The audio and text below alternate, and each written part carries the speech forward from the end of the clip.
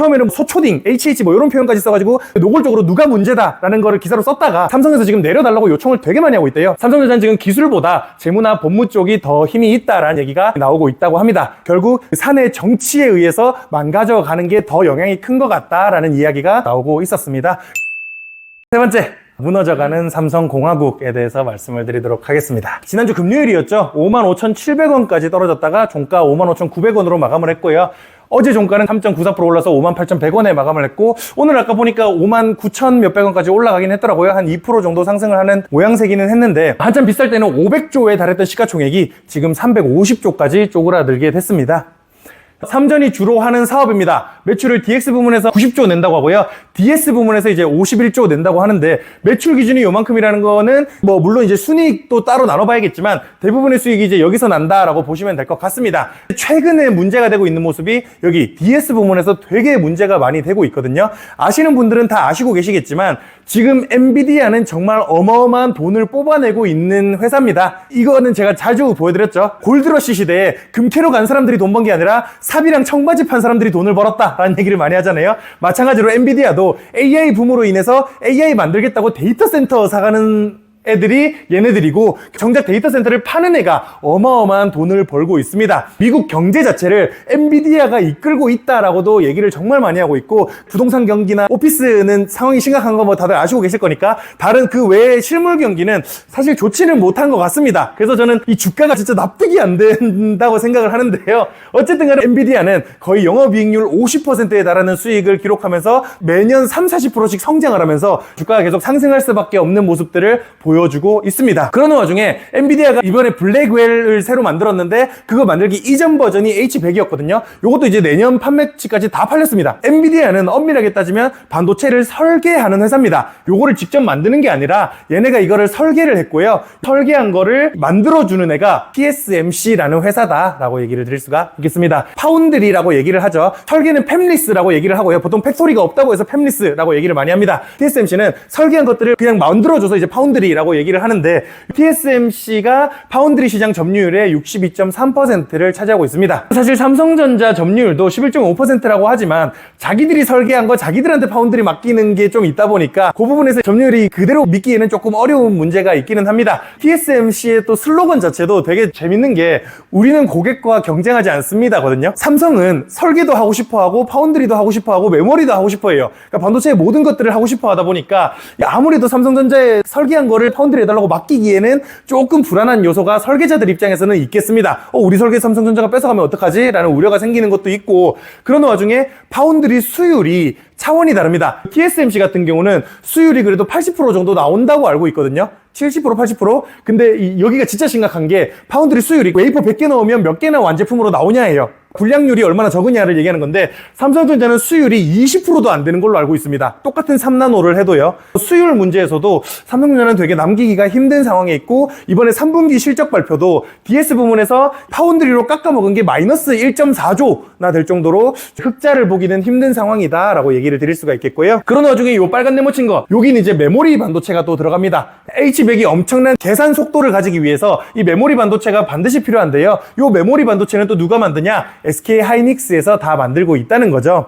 SK 하이닉스가 만드는 엄청난 고대역 폭의 메모리 반도체가 HBM이라는 거거든요.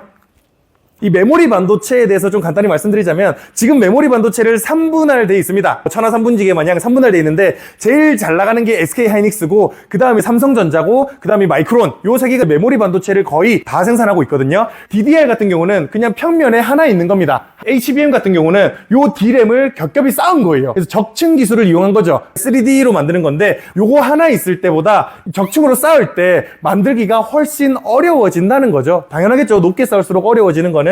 만약에 요거 하나 쌓는 거 성공 확률이 90%라면 5층으로 쌓으려면 0.9에 5제곱을 해야 된다는 거죠. 0.9에 5제곱쯤을 하면 거의 수율이 60%대로 떨어지게 됩니다. 그러니까 그러다 보니까 요 HBM 기술이 초기에는 되게 만들기는 어렵고 비용은 비싼데 수율은 안 나오는데 성능도 그렇게 좋진 않다 였거든요. 개발 초기에는. 근데 개발이 진행되면 진행될수록 엔비디아 입장에서도 아무리 비싸도 괜찮아. 어차피 사갈 놈들이 다 사가. 비싸도 되니까 HBM 성능 좋게 만들어주는 사람이 필요해가 됐고, SK하이닉스도 우직하게 요 HBM을 계속 밀었습니다. 삼성전자는 개발 초기에 돈이 안 된다는 이유로 HBM을 포기했어요. 그래서 지금 HBM 시장을 사실상 SK하이닉스가 90%를 다 독점하고 있습니다. 그러다 보니까 지금 이 세계의 반도체 경제를 엔비디아랑 TSMC랑 SK하이닉스가 다 슈퍼을로서 시장을 이끌고 있다고 말씀을 좀 드릴 수가 있을 것 같습니다. 이번에 반도체 3분기 실적만 봐도요, 삼성전자의 총 영업이익은 9조 원 나오긴 했거든요. 근데 9조 원도 어닝 쇼크였습니다. 금융가의 컨센서스는 10조 원은 벌겠다였었거든요. 근데 9조 원밖에 못 벌었다고 어닝 쇼크라고 얘기를 하고 있습니다. DS 부문 실적만 보면 4조 원대 정도밖에 안 되겠다라고 얘기를 하고 있어요. 이것도 이제 마찬가지겠지만 5조 정도는 벌 거라고 처음에 예상을 했었는데 4조 원대밖에 전망이 안 되다 보니까 어닝 쇼크 맞네 라고 얘기를 하는데, 반대로 SK하이닉스 같은 경우는 7조 원이나 벌면서 HBM이 정말 어마어마한 고부가가치구나 라는 거를 세상에 또 한번 알리기도 하게 됐죠. 심플하게 돈은 짤입니다. 파운드리는 TSMC가, 메모리는 하이닉스가, 가전은 LG가, 스마트폰은 애플이 해가지고 정말로 지금 쉽지 않은 상황이다라는 거를 아주 심플하게 짤로 보여주는 데이터인 것 같아가지고 이거를 좀 갖고 와봤고요.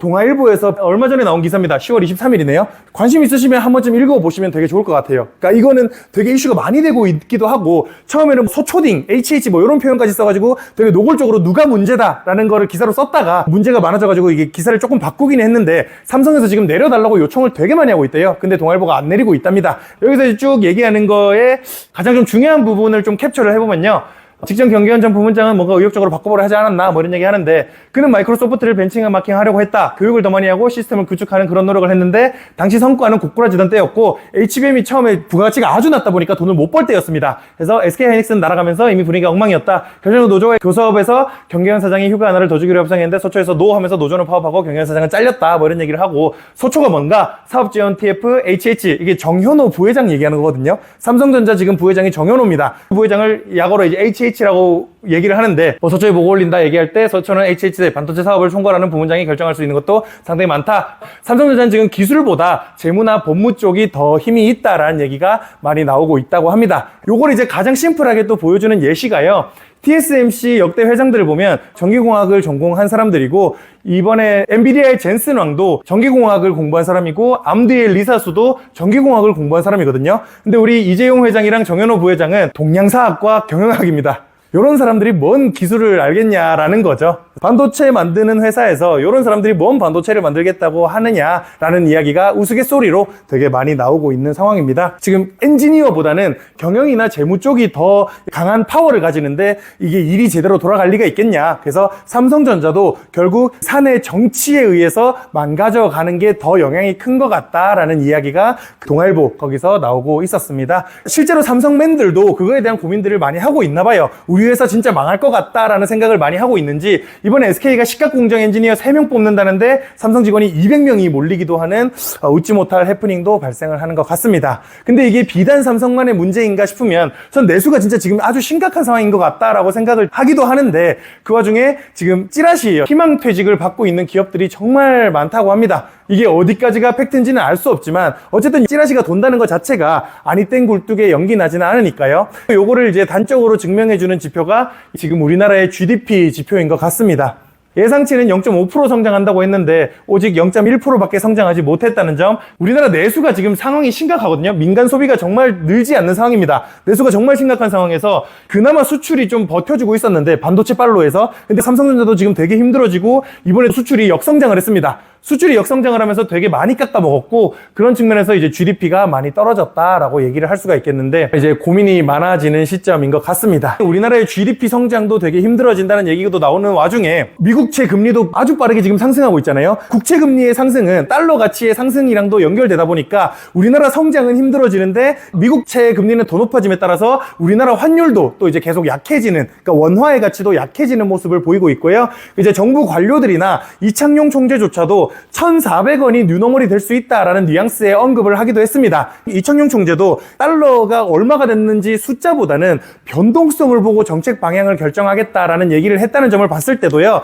어느 정도 관료들이 1,400원은 열어놨다라고 생각을 해봐야 될 것 같습니다. 그것보다는 얼마나 빨리 변하냐를 더 중요하게 볼 것 같다고 보고 있고요. 근데 솔직히 우리나라가 외환위기의 트라우마 때문에 1,400원을 되게 경계를 많이 하는 모습을 보실 수가 있거든요. 근데 재밌는 포인트가 우리는 지금 이제 97년대가 아닙니다. 97년대 당시에는 순채무국이었고요.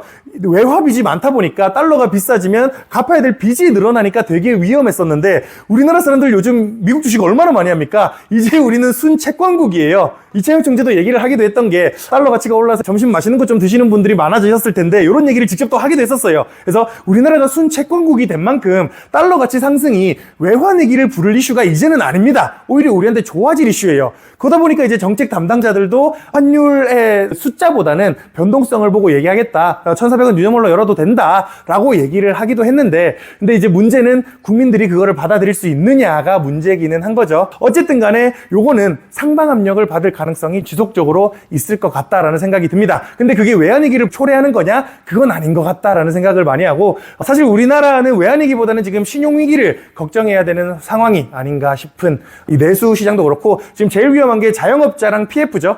요 두 개를 중심으로 내수시장을 걱정을 되게 많이 해야 될 것 같다라는 생각이 들고 있습니다. 제가 정말 안타까운 거는요. 지금 우리나라의 GDP 대비 부동산 시가총액이거든요. 정말 안타까운 거는 우리나라가 이거를 생산성 있게 자본은 어쨌든 우리가 뭔가를 투자해가지고 더 좋은 생산성, 더 높은 효율을 얻게 만드는 게 자본주의 시장 경제가 돌아가는 메커니즘이잖아요. 내가 어떤 투입한 자본으로 그 이상의 효용을 얻는 게. 근데 정말 안타까운 거는 부동산은 투입해봐야 아무런 효용을 주지 않는다는 거예요. 그냥 사람들이 살기 위한 것일 뿐인 거지. 정말로 이 부동산을 통해서 효용을 얻으려면 우리가 우리 부동산을 외국인한테 세일즈를 해야 됩니다. 한국의 아파트가 너무 좋습니다. 외국인들 당신들 이거 50억 주고 사세요 라고 해서 외국인한테 팔아야 이게 부가가치로 이어질 수가 있는 건데 그게 사실 가능한 문제는 아니기는 하죠. 그래서 정말 안타까운 게 우리가 국부가 늘어남에 따라서 그걸로 이제 또 생산성 있는 사실 반도체 노광장비 사고 그런 게 이제 생산성이 있는 투자인 거죠. 그런 투자로 이어지면 얼마나 좋겠습니까?